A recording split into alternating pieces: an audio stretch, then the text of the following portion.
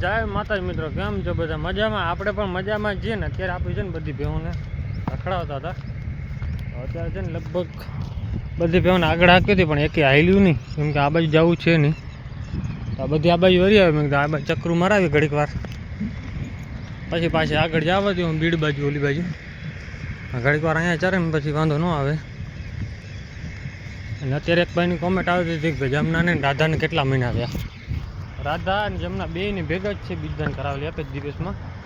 તો બેયની 9મો મહિનો બેસી ગયો છે. એક મહિના પછી બેની ત્યાંથી જટ આવશે, એકમાં વઢિયારનું ને એકમાં ગીરનું. કાંકરેજનો શોખ હતો તો રાધામાં કરાવ્યું, અને ગીરનો શોખ હતો જમનામાં કરાવ્યું બીજદાન. રાધા આપણી આ રે સામી છે સફેદ, અને જમના આપણી પાછળ છે. ભેહું છે ને તે નદીમાં પોરી રહી છે. આજ તો આને એટલી મારી છે, આજ ઘરેથી લેતો જ આવ્યો કે જવા જ ના દો, કેમ કે ઘરે જ ભાગી જાય સીધી, ગમે બાવડામાં આટી મારે નીકળી જતી હતી. આજ ન નીકળવા દીધી.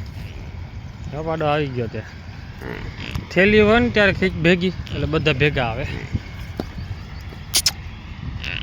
આ જમના આપણી આવી ગઈ. જમના જો કે જે આવુંમાં બહુ દેખાતું નથી એટલું, તારે ધીરે ધીરે થઈ જાય. બનીને આપણી રખડે છે. બાકી માંગવન ગોરી છે એ બધી પાછળ છે. અત્યારે આમાં દીકરી છે બધી પોરી જાય. આમાં શું છે, ખડ બહુ થાય છે, કાપવાનું જમીન રહી, તકલીફ પડે ને તો એકાને એકને તકલીફ પડે છે ચરવામાં, કેમ કે આની દાઢી છે ને હાવ પાછળ છે. એ દાળ આવે ને પાછળનું જડબું જ આખું પાછળ છે દાંતવાળું, અને મોઢું આગળ 4 આગળ છે. બાકી જો કોડિયામાં ચક્રું મારે બધી, બાકી અડધી ઓલી બાજુ છે, અને બધીને હજી ભેગી કરી હાકી આગળ, કેમ કે પછી ચરશે ઓલી બાજુને. બધી ભાગી જાય હમણાં, બધી એની મરજીથી નીકળે છે. 4 આ બાજુ ભાગશે ને 4 ઓલી બાજુ ભાગે. તો અત્યારે છે ને બધી ભેહું આપણી પાકડા લગભગ અહીંયા છે, ને ગાયું છે. રાધાને બાંધી દીધી છે, બાકીની ભેહું બધી ભૂકા મંડાઈ ગઈ. ઘડીક ચરીને અત્યારે બાંધી દેવું, કારણ 4 વાર ખેતરમાં ચરશે નહીં પછી. અત્યારે બધી જો આરામથી નીણ નાખી દીધી હતી, ખાઈ છે.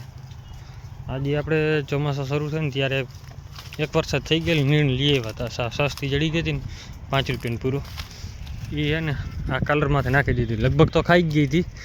2 થરન કાલર ઉપર માર્યા હતા ખાલી, કેમ કે બીજી નીચેની હારી જ્યારે નહીં બગડે નહીં એના માટે થઈ. બાકીની તો એમને પડે હતી ટ્રેક્ટર, તો એ બે હું નાખી દીધી, ખાઈ ગઈ હતી બધી, ઓગટ કાઢતી હતી.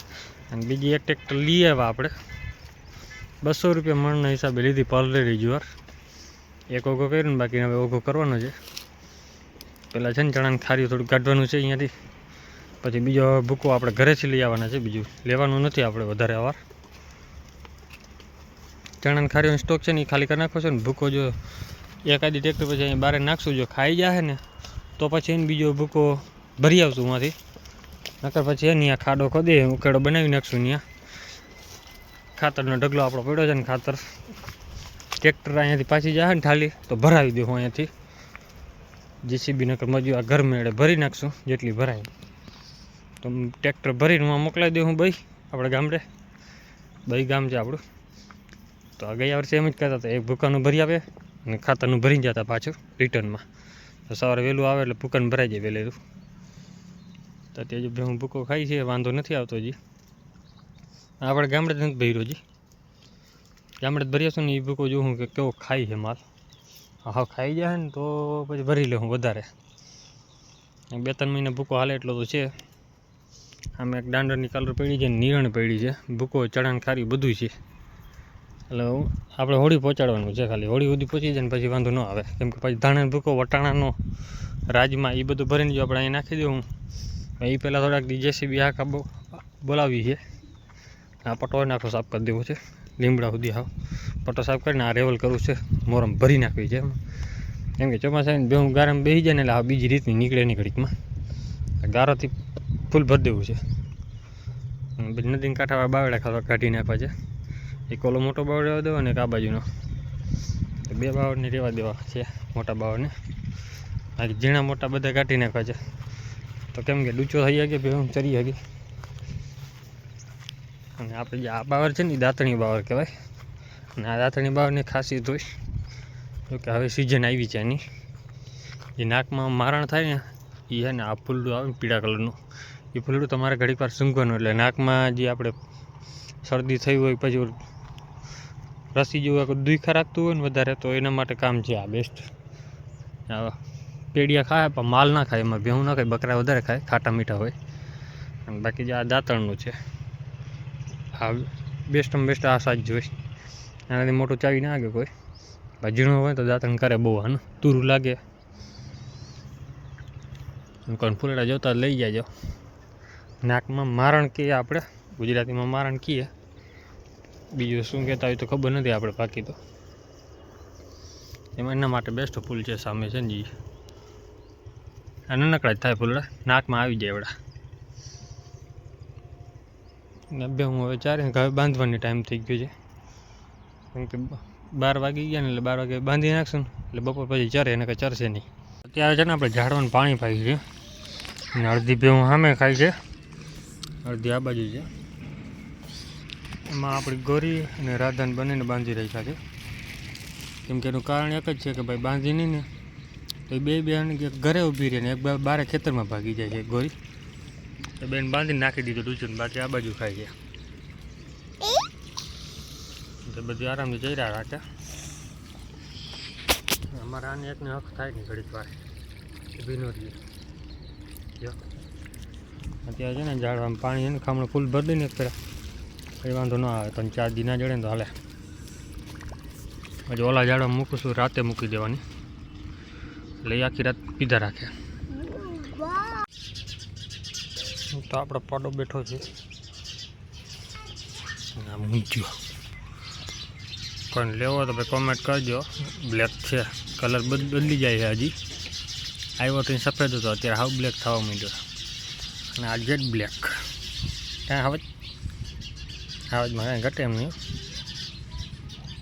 બાકીની પાડી બધી ઓલી બધી ચરવા વહી ગઈ છૂટી. બીજું અહીંયા રખડે છે છૂટા છવાયા બધા.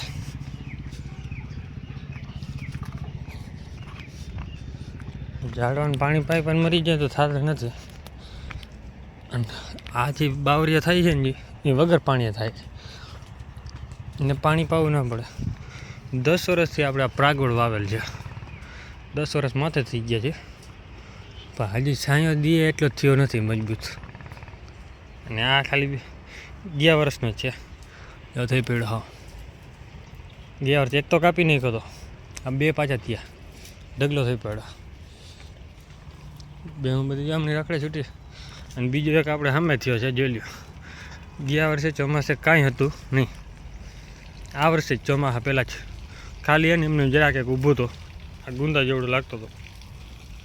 અત્યારે વધી કેટલો ગયો. આને આપણે એને વાનગીયા ભરવાના છે. આના કાલ અહીંયા ગાડીનો મેળ આવી જાય તો કાલ નહીં પરમદી 1-2 દીની અંદર ભરવાના જ છે.